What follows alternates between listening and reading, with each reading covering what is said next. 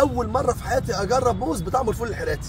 عارف انت طبعا الموز، كلنا بنحب الموز اللي انت بتشوفه هو الموز البلدي. لو انت قاعد في بلدك هيبقى موز اللي هو بيقولوا عليه الموز المغربي، اللي هو ده الموز المغربي اللي انت عارفه. سيبك من اللون ده علشان دي في الثلاجه بقى لها كام يوم. كان معايا موزايه بلدي بس انا اكلتها وانا جاي. تفتكر بقى انا جاي عشان اوريك ده او البلدي؟ طبعا لا، سيبك من ده. ده الموز الهندي، شايف شكله عامل ازاي؟ وخد بالك هو ما بيتاكلش غير وهو لونه مسود كده، علشان خاطر تعرف تستمتع بطعمه كويس. ويميزوا الراس الرفيعه دي. بنبدا بعد كده ندخل على الموز الاحمر، وبرده ما بيتاكلش غير وهو لونه مغمق كده علشان يكون مستوي من جوه وتعرف تحس بطعم التوت اللي موجود فيه. سيبك منه برده ونبدا ندخل على الموز الفلبيني. شايف شكله عامل ازاي؟ خد بالك حبايه الموز دي عريضه جدا، هوريك هي عريضه قد ايه. انا طبعا ايدي مش صغيره، فلما اجي اجيب 4 صوابع من دول واجيب الموزه واحط ال4 صوابع من وراها مش هتلاقي صوابع باينه. واخد بالك صباع الموز عرضه قد ايه؟ سيبك منه خالص وتيجي على واحد من اصغر انواع الموز في العالم.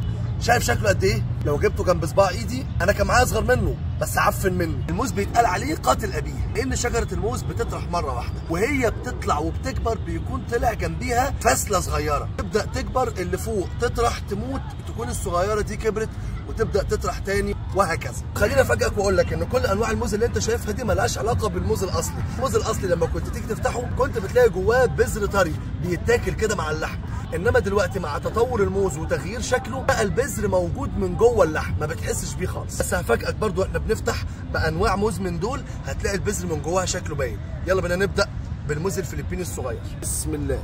تفتح الموز الفلبيني ده صغير قوي على قد حاله يعني. بسم الله. مع انها مستويه بس فيها عضه ومش مسكره خالص. عايز اوريك بقى اللي انا بقول لك عليه. بص شايف النقط السوداء دي؟ هي دي البذر اللي انا المفروض بقول لك عليه، وده شكله من جوه. طعمه مش احسن حاجه تحب تجربها. يلا بينا نخش على الفلبيني اللي بعده اللي هو ده. بسم الله. صباع موز بص قد دماغك. تفتح. بسم الله الرحمن الرحيم. تلاقي برده من جوه في ايه؟ في صباع موز بقره كده من جوه اهو. بس هنا في حاجه ملفته جدا، ان ريحته قويه قوي، ان انت بتشم اسانس موز.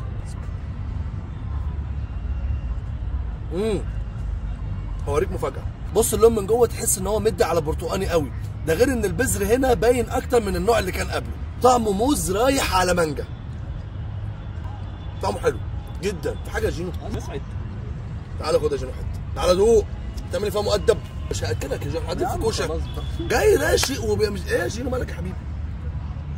يلا تصدق موز فاهم، مدي على موز. قوم من جنبي. قوم من جنبي. تعالى دوق يا ايمن. لا مش ايمن مش هاكلك. يا جماعه العيال دي عندها مشاعر رايحه في داهيه. حلو جميل.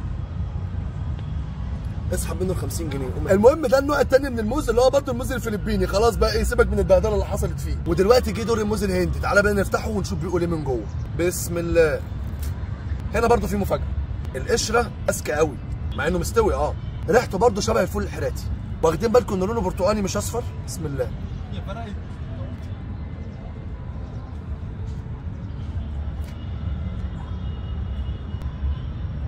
انا لو جرالي حاجه بقى بسبب البلاوي اللي انا باكلها دي. ريحته فول حراتي، طعمه فول حراتي مسكر، مفيش موز في الموضوع، ناشف غتت. برضه لو بصيت كده هتلاقي شكل البذر شويه باين من جوه. دوق. مش هاكلك في بقك يا ابني، انت عندك فراغ عاطفي. فول حراتي يا عم. فول حراتي خالص. فول حراتي بالظبط. فول حراتي. اول مره في حياتي اجرب موز بطعم الفول الحراتي. تعالى بقى ما نجرب الاحمر. نفتح. بسم الله.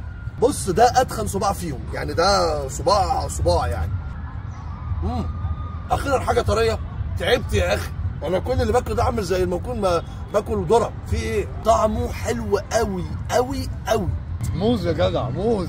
تصدق بالله والله موز. ده اخر حاجه هدوقها لك.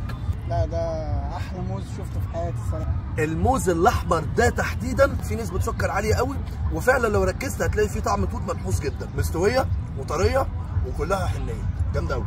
نيجي للموز اللي هو معروف عنه اسم الموز المغربي، لكن هو اسمه موز تشيكيتا. بسم الله. اطول صباع موز ممكن تشوفه في حياتك. بسم الله. رغم ان الموز ده اصلا معروف ان هو مسكر قوي، بس لما تاكله بعد ما تاكل الموز الاحمر ده هتحس بان انت في ايرور كده في دماغك. لا مش مسكر. هو كويس جدا، بس الثاني الاحمر شفت بعد ما اكلت ده تحس ان انت في فرق زياده وفي طول. فراوله رهيبه. مدي على نجيله كده.